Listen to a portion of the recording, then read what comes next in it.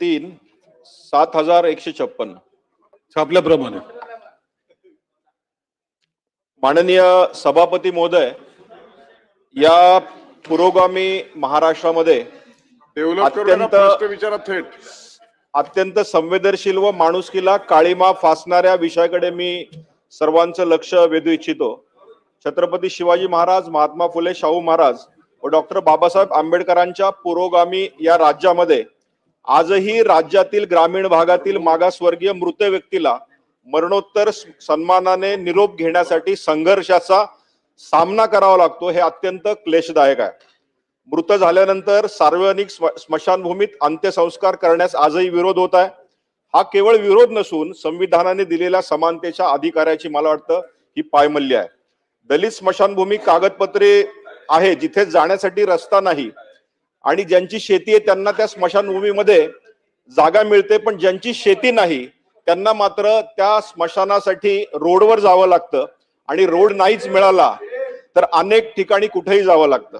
पावसाळ्यात गुडघाभर चिखलातून नदी पात्रात अंत्यसंस्काराला जावं लागतं, रस्ते मिळत नाही. पुरोगामी महाराष्ट्रात अजूनही जात आपली पाठ सोडत नाही, हेच यातनं दिसतं.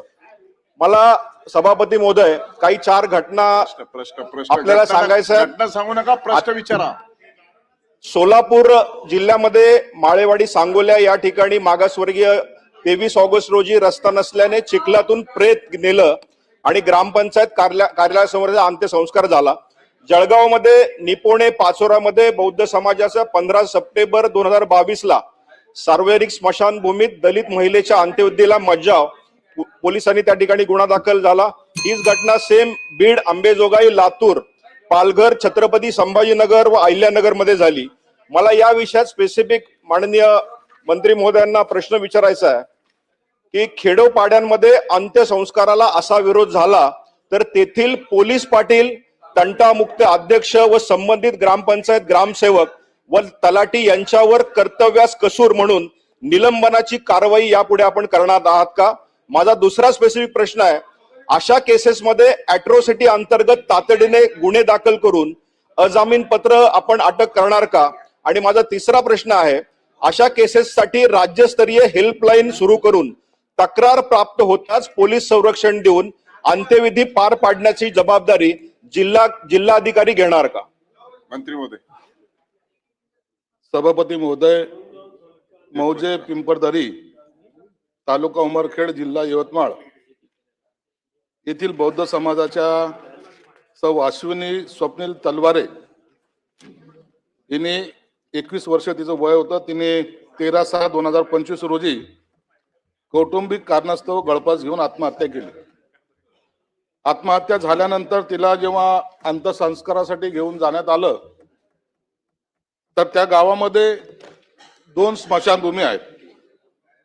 एक स्मशानभूमी जी आहे ही अनुसूचित जमातीच्या व्यक्तीवर अंत्यसंस्कार त्या ठिकाणी केले जातात. दुसऱ्या स्मशानभूमीमध्ये अनुसूचित जातीच्या व्यक्तीवर अंत्यसंस्कार केले जातात. अनुसूचित जमातीची जी स्मशानभूमी आहेत त्याला शेड आहे, परंतु अनुसूचित जातीच्या स्मशानभूमीमध्ये शेड नाही आणि ती गावापासून दूर आहे. त्यावेळेला पाऊस चालू होता. या ज्यांचं अंत्यसंस्कार करायचे होते काही लोकांनी सांगितलं की आम्हाला या ठिकाणी करू द्या.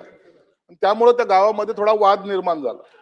आमच्या स्मशानभूमीमध्ये नाही करू देणार असा काही लोकांचा आग्रह होता आणि मग त्यामध्ये तंटामुक्ती समितीचे अध्यक्ष असतील, तिथलचे तहसीलदार आणि पोलीस यांनी एकत्रितपणे येऊन तो वाद मिटवला आणि त्याच ठिकाणी ज्या ठिकाणी त्यांना आवश्यक होता त्या ठिकाणी अंत्यसंस्कार करण्यात आले. परंतु या गोष्टीची आम्ही दखल घेतली. त्यांच्यावर कुणी वाद केला असेल तर त्यांच्यावर अॅट्रॉसिटीचा गुन्हा दाखल केला का? तर त्या अधिकाऱ्यांनी, तहसीलदारांनी सांगितलं की अशी कोणती तक्रार आमच्याकडे प्राप्त झाली नाही. परंतु तरी काल मी त्या एसपींना, कलेक्टरांना आणि तहसीलदारांना यांच्याशी स्वतः बोललो. त्यांना सुद्धा या सूचना देण्यात आलेल्या की गावामध्ये अशामुळे जिथं वाद होतील किंवा वाद होण्याचं कारण आहे, स्मशानभूमीची जी काही जागा आहे ती 79 साली म्हणजे जवळपास 45 वर्ष झालीत ती जागा दिलेली आहे 20 गुंठे. हे दोन वेगवेगळ्या आणखी घटना आहेत. 20 गुंठे जागा दिलेली आहे आणि ती गावाच्या बाहेर जरी असली तरी त्या ठिकाणी कोणत्याही प्रकारचं शेड नाही. कलेक्टरना सुद्धा सांगितलं की डीपीसी मधून त्याला तात्काळ तुम्ही नियोजन करा आणि त्या ठिकाणी ती स्मशानभूमी उभारा. आता सध्याला त्यामुळे कोणताही तणाव गावामध्ये नाहीत, म्हणून याची दखल शासनाने सुद्धा घेतली आहे. अमोल मिटकरी. सन्माननीय सदस्य अमित गोरखे साहेबांनी हा जो प्रश्न उपस्थित केलाय हा अत्यंत महत्वाचा आहे, राज्याच्या सामाजिक दृष्टिकोनातून महत्वाचा आहे. एकीकडे 75 वर्ष देश स्वतंत्र झाले याला म्हणतो आपण, गाव पातळीवर जर स्मशानभूम्या नसतील, माग जयकुमार गोरे साहेबांनी सांगितलं का डीपीसीतून त्यासाठी जागा उपलब्ध करून स्मशान शेड स्मशानभूमी उभारण्याकरता सरकार प्रयत्नशील आहे. पण अशा काळात सुद्धा अशी घटना, उत्तरात मंत्री महोदय म्हटलेलं आहे की 14/6/25 ही घटना घडली, 15 अंत्यसंस्कार होता आणि गावातल्या लोकांनी मनाई केली, हे खरं आहे, हे तुम्ही कबूल केलेलं आहे. पण या लोकांबद्दल ज्यांनी मनाई केली यांच्याबद्दल काय कारवाई झाली? उत्तरात तुम्ही हेही म्हटलेलं आहे की सार्वजनिक स्मशानभूमी आढळून आली नाही, म्हणजे ज्या गावात स्मशानभूम्या नसतील त्याकरता आता आपण काय पावलं उचलणार आहात? आणि तुम्ही उत्तरात हेही म्हटलेलं आहे की गावातील प्रतिष्ठित व्यक्तींशी चर्चा करून, आता हे प्रतिष्ठित व्यक्ती म्हणजे तुम्ही निकष काय लावता? याचा निकष गाव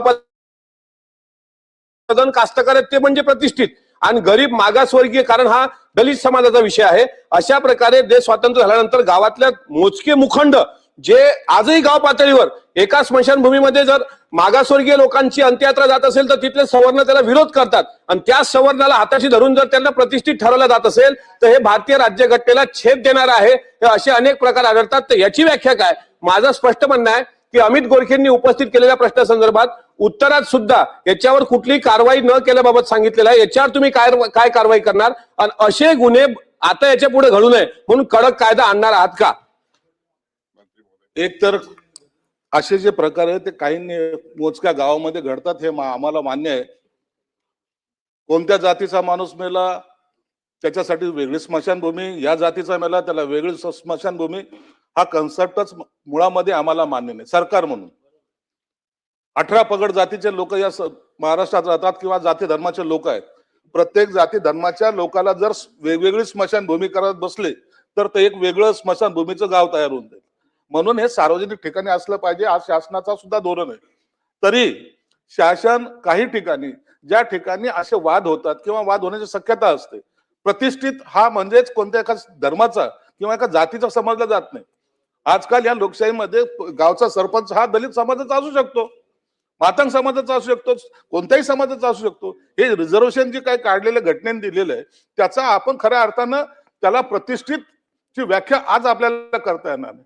म्हणून तरी माझ्या समजा जिल्ह्यामध्ये सुद्धा मी ह्याच उद्देशाने प्रत्येक डीपीसी मधून प्रत्येक आमदारांना वेगवेगळे पैसे दिलेले आहेत.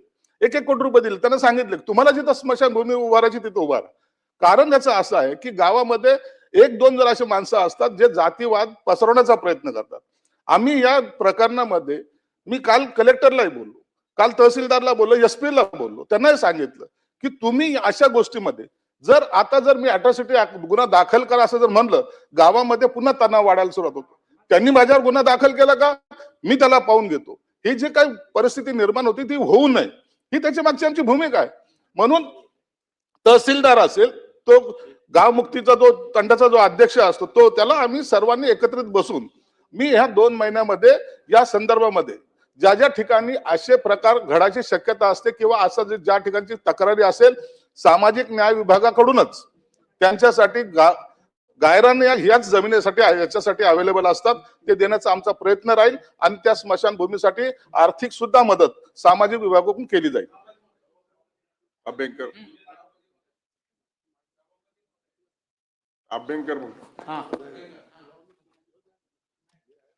सभापती महोदय, हे दोन्ही प्रकार जे आहेत ते अत्यंत गंभीर आहेत.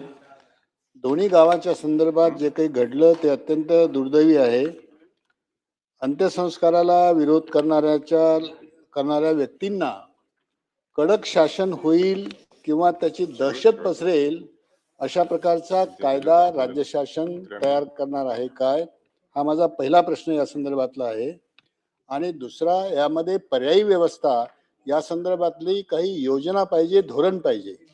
पर्यायी योजना कशा प्रकारची करायची आहे, पर्यायी व्यवस्था कशी करायची आहे, त्या संदर्भातलं धोरण राज्य शासन ठरवणार आहे का.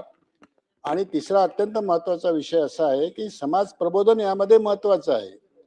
जोपर्यंत जनतेला या संदर्भातलं आकलन होत नाही की आपण जे करतो आहोत ते चुकीचं करतो आहोत प्रश्न विचारा आता, आणि वेळेचं समा- लक्षात घेता. आणि वेळेचं लक्षात घेता प्रश्न विचारा. त्याचा तो प्रश्नच आहे साहेब. प्रश्नाचा भाग आहे, थोडासा विस्तार आहे. तर आपल्या घटनात्मक दृष्टिकोनातून आपल्याला या संदर्भात जनतेचं प्रबोधन घडवून आणणं आवश्यक आहे. त्यामुळे गावातलं सामंजस्यही बिघडणार नाही आणि असे प्रकार सुद्धा त्याची पुनरावृत्ती होणार नाही. मंत्री महोदय, निश्चितच आपण या प्रकरणाची दखल घेतलेली आहे. आता हे जे काही प्रकरण आहे आपण जर पाहिलं ते सिंदखेड राज्यातलं एक प्रकरण आहे. त्यामध्ये एक विषय सांगतो तुम्हाला, तुम्ही सार्वजनिक प्रश्न मांडलेला आहे, परंतु एक उदाहरण सांगतो. या गावामध्ये, पूर्ण गावामध्ये एक मातंग समाजाचं एक घर आहे. त्या घरामध्ये एक जण वारलं. आता दरवेळेला त्यांच्या तिथलची पद्धत अशी आहे की गावाच्या शेतामध्ये ते लोक अंत्यसंस्कार करतात. बरं, हा गरीब कुटुंबातला एकच घर, त्याला शेतीच नाही. आता त्यांनी काय करावं, त्याचा अंत्यसंस्कार कुठं करावा, हा प्रश्न हा उपस्थित झाला होता. म्हणून गावकऱ्यांनी समंजसपूर्वक ते जे काय स्मशानभूमी त्या ठिकाणी त्यांचे अंत्यसंस्कार केले. परंतु भविष्यामध्ये अशा घटना घडू नये म्हणून सामाजिक न्याय विभागाकडून सुद्धा याची दखल घेतली जाईल. आणि ज्या ज्या ठिकाणी आवश्यक, आता इतर ज्या आपण याला सुविधाला आपण पैसे देतो किंवा आर्थिक मदत करतो, त्याच पद्धतीने स्मशानभूमीला सुद्धा वेगळा हे ठेवून त्यांना सुद्धा मदत केली जाईल. राठोड. मला हा अत्यंत गंभीर प्रश्न आहे की प्रश्न मागासवर्गीय समाजातील व्यक्तीच्या मृत्यूनंतर करण्याचा हा प्रकार आहे. सभापती महोदय, जर किडनी ट्रान्सप्लांट आणि रक्तदान केल्यानंतर ते स्मशानभूमी, रक्त चालत मागासवर्गीय असेल, स्मशानभूमी प्रश्न आहे. माझा स्पेसिफिक प्रश्न असा आहे मंत्री महोदयांना आपल्या माध्यमातून की राज्याच्या बृहत आराखड्यामध्ये, मास्टर प्लॅन मध्ये सरसगट ज्या ठिकाणी स्मशानभूमी नाही त्या राज्यातील प्रत्येक मागास वस्तीला तुम्ही स्मशानभूमी बांधून देणार का? त्यानंतर ज्या ठिकाणी असे प्रकार होत असतील त्या संदर्भात एखादा नवीन GR, एखादा कायदा करून आपण सर्व गावांना, सरपंचांना आणि ग्रामसेवकांना त्या संदर्भात एखादी अधिसूचना काढणार का? आणि माझा शेवटचा प्रश्न असा आहे की मी शिरसाट साहेबांचं अभिनंदन करेन की त्यांनी संभाजीनगरमध्ये सर्वांना स्मशानभूमी बांधण्यासाठी 1-1 कोटी दिले, परंतु ते अद्याप मला मिळालेले नाही. ते मला ते देणार का? सभापती महोदय, समाज कल्याण विभागाकडून DPCला जो काही निधी वर्ग केला जातो, जवळपास 3000 कोटी रुपये आम्ही देत असतो. आणि त्या DPCच्या माध्यमातून या स्मशानभूमी उभ्या राहिल्या पाहिजे, हा त्याच्या मागचा हेतू आहे आमचा. आता आम्ही जे काही पैसे त्यांच्याकडे वळती करतो त्या टायमाला निश्चितच त्यांना हे बंधन सुद्धा टाकू आणि त्यांना तो आम्ही सूचना सुद्धा देऊ की अशा वेळेला जे लोकप्रतिनिधी तिथलचे असतील त्यांनी त्याच्यावर कारवाई करावी. मंत्री महोदयाचं उत्तर संपलेलं आहे, त्यामुळे प्रश्न उत्तराचा तास संपलेला आहे.